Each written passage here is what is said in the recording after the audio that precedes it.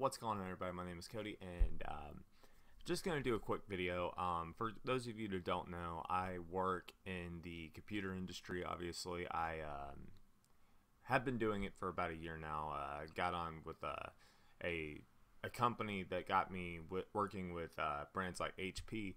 So I've been doing HP representation and stuff for over almost a year now, and as you guys know, I've been working on computers pretty much my entire life. So that being said, I am asked constantly, because I do brand rep and everything, so I'm constantly asked what parts will fit in your system. What like, can I stick this processor in this computer? Can I replace this power supply in this computer? Can I put a graphics card, X model, whatever, NVIDIA, Intel, AMD, doesn't matter.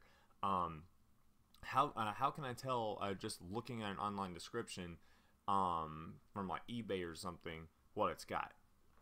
Well, there's a way to do this, and I'm going to do this pretty quick. This should be a pretty short video, and like I said, I just wanted to upload something basically because I'm trying to stay active and all that kind of stuff. So anyway, without further ado, we're going to go ahead and do a quick little guide for you guys to know how to do this.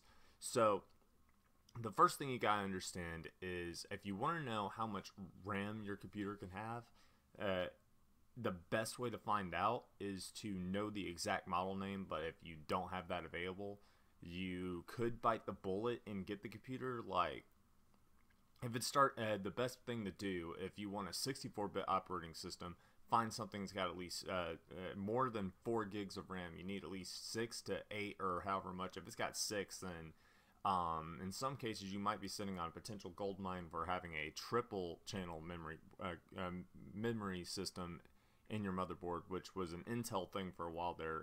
Triple channel and quad channel, those are in the really extreme motherboards, so chances of finding one of those in a $200 computer is almost zero. So you don't have to worry about that. All motherboards have at least 2 memory slots, and for DDR3 and 4 you can put at least 8 GB cards into the slot. So that being said, okay, so we know that Windows 10 64-bit, you can put up to 64 gigs of RAM in most of them, and then you'd need quad channel memory to go higher than that. But I only use 32 in mine, so there we go with that. Now, if you want to know the generation of the RAM you want, if it's DDR1, 2, 3, 4, when 5 comes out, same argument. They all are incompatible with each other. You can't stick them in the same board. There are boards out there that are in between generations that you can do it, but you can't do both at the same time as one or the other. My argument is very simple. In the case of Intel, all you have to do is look at the generation of the processor.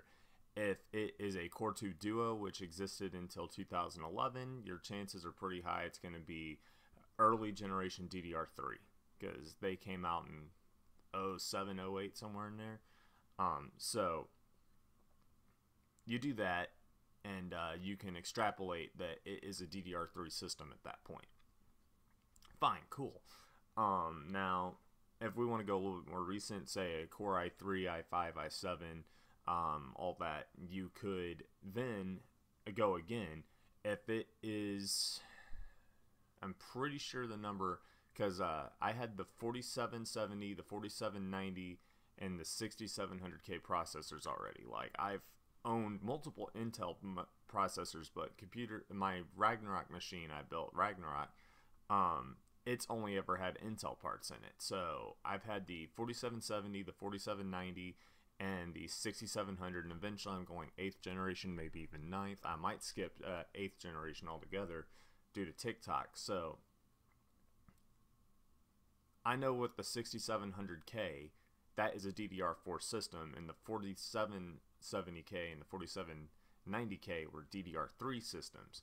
So you can go, okay, if it's below the 6000 series of an Intel Core i whatever, it is a DDR3 system. So all you have to do is see the first number after the i3 or whatever it is. If it's 4, then it's DDR3. If it's 6, it's going to be a DDR4 system. And then all you have to do is factor in, okay, I just need to get like the basic speed. So if it's a DDR4 system, just get some 2400. If it's DDR3, just find some 1600. Trust me, the gains between higher frequencies on your RAM is nowhere near as good as you would imagine. Like, you could pump like $300 into more RAM, and realistically, you might see maybe 5 frames a second better on games that are absolutely optimized to the point that there's nothing more that can be done to make them better. So, graphics cards is a little bit more difficult because you don't know, in this case, what the power supply in the computer is. So you're buying this thing blind. If you're buying it off of Amazon, eBay, all that kind of stuff. If it's just like a box brand like an HP or a Dell or Lenovo or whatever, chances are their power supplies aren't going to be built specifically to add a graphics card. But the 1000 series NVIDIA cards, AMD's getting a little bit better, but NVIDIA has always been more power conscious and offered a lot of bang for the wattage.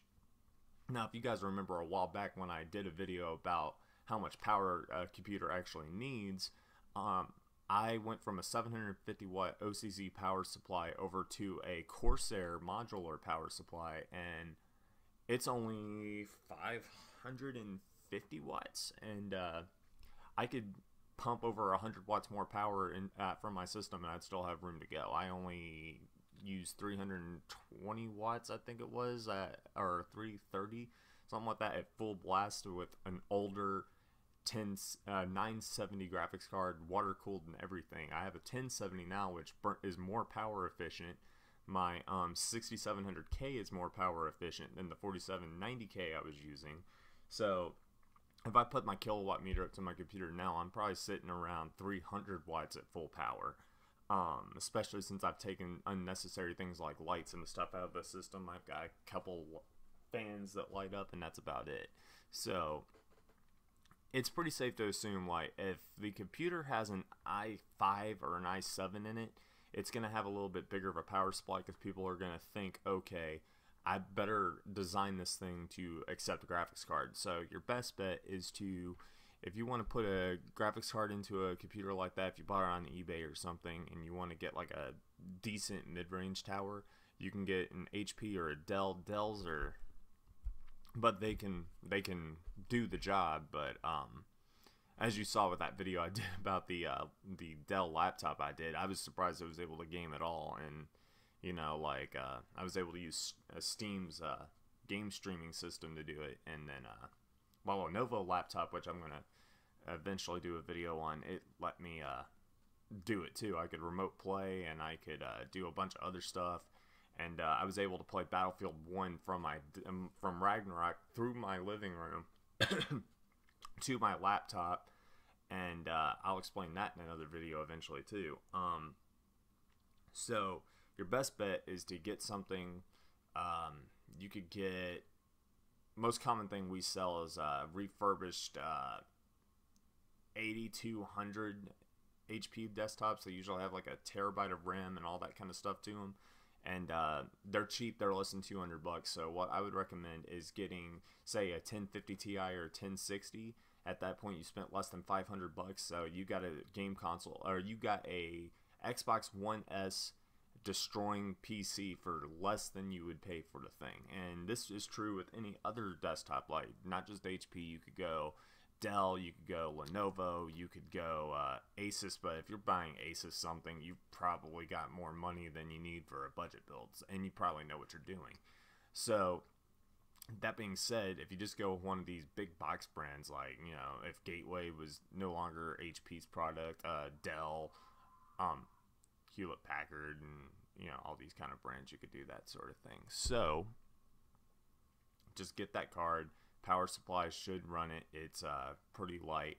The biggest disadvantage you would have is you'd have to find one of the shorter cards, because you can't guarantee the clearance between these things. So if you have a case like this, in the case of this 8200 that we sell, normally they're about this wide. So you can imagine if they're this tall and this wide, they don't have very much room to work with, because they're going to only be like this thick.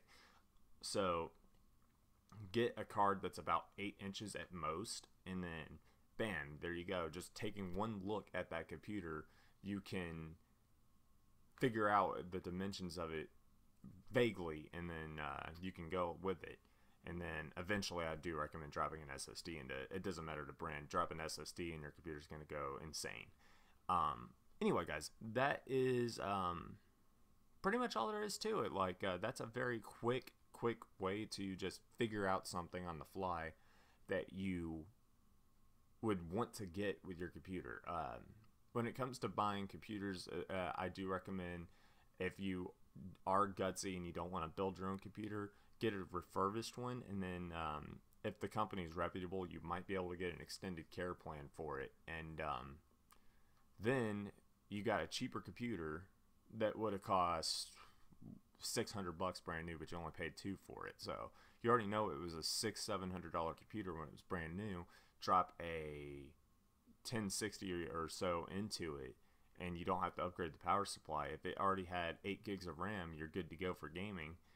And then you could drop an SSD into it and reinstall Windows, and then you've got a computer that'll keep up with newer systems. Like, it could be a 5-year-old computer. You drop that SSD and a graphics card in, you're not going to notice. Like, most people wouldn't be able to tell. Like, unless you're a power user, then you would notice. But that being said, that's pretty much how you do it with a desktop, and laptops are pretty easy too. Like, pretty much every laptop released in the last 8 years is DDR3, and you would know the difference between a DDR3 and a 4. The 4 systems will cost at least $150-200 more than their DDR3 counterparts. Anyway, guys, that does it for this video. So thank you for watching. If you liked it, hit the like button. If you dislike it, hit the dislike button. Leave some comments down below so we can get a conversation rolling. Be sure to hit the subscribe button and click on that bell wherever the hell that is on this screen somewhere. That way you can stay up to date with my stuff. And I will see you guys next time. Maybe I'll have some more of my Shadowman stuff finally edited and uploaded. It's been 4 years, guys. Anyway, guys, yeah, thanks for watching. I'll see you next time.